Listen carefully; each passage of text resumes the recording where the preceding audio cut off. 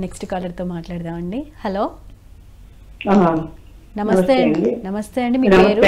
మీ పేరు ఎక్కడి నుంచి మాట్లాడుతున్నారు? ప్రమీల అండి, ఖమ్మం నుంచి మాట్లాడుతున్నా. ఓకే ప్రమీల గారు, చెప్పండి, ఏం తెలుసుకోవాలనుకుంటున్నారు? కొంచెం యూరిన్ కి ఎక్కువ సార్లు వెళ్ళాల్సి వస్తుంది. అతిమూత్ర సమస్యకి ఏ ఫుడ్ వాడాలని? ఓకే అండి, చెప్తారు వినండి. సూర్యోస్మి అమ్మా. నమస్తే అండి. కిడ్నీ వ్యవస్థ అమ్మా.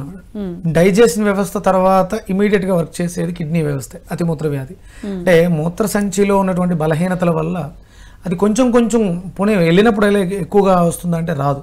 ఆ వ్యవస్థ ఆ పనితీరుని మెరుగుపరచుకోలేక ఇబ్బంది పడింది. అక్కడ డైజెషన్ కూడా డ్యామేజ్ అయ్యి దాని ప్రభావం సెకండ్ స్టేజ్లో ఉన్నారు అని వీళ్ళు. దీని తర్వాత మనకి నరాల వ్యవస్థ మీదకి వెళ్ళిపోతుంది. మీకు షివరింగు, వర్టిగో ఇలాంటి సమస్యలు వస్తాయి. ఫస్ట్ ఇక్కడ కిడ్నీ వ్యవస్థ డ్యామేజ్ అయిన తర్వాత ఆ సమస్యకి వెళ్ళిపోతుంది. ఇది ఉండే కొద్ది అంటే ఇప్పుడిప్పుడే ఆవిడ అందులో పడ్డారు, అది తెలుస్తుంది. అంటే వీళ్ళకి దగ్గినప్పుడు కూడా యూరిన్ డ్రాప్స్ పడటం ఇలాంటి సమస్యలు కూడా వస్తూ ఉంటాయి. ఇది సెకండ్ స్టేజ్. సిస్టమ్ డ్యామేజ్ అయిందనడానికి మనకి ఇది సెకండ్ స్టేజ్. కాబట్టి ఈవిడ నల్ల వంకాయని జ్యూస్గా చేసుకుని తాగడం ద్వారా, మనకి బ్రింజాల్ ఉంటుంది కదా, నల్ల వంకాయ, దేశవాళీ వంకాయ, ఒక వంకాయ తీసుకుని, అంటే ఆవిడకి సరిపడా ఒకటి సైజు, మినిమం సైజు ఉంటుంది. మరీ చిన్నది కాదు, మరీ పెద్దది కాకుండా కొంచెం ముదరగా ఉండాలి, సీడ్స్ ఉండాలి.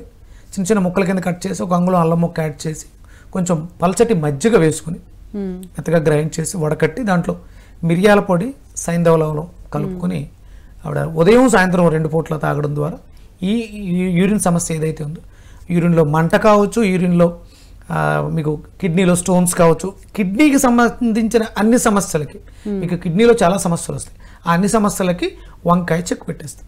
ఓకే, సో నల్ల వంకాయ, గుత్తి వంకాయ నల్లటిది జ్యూస్ చేసుకొని తాగితే ఈ సమస్యకి అనేది పరిష్కారం లభిస్తుంది.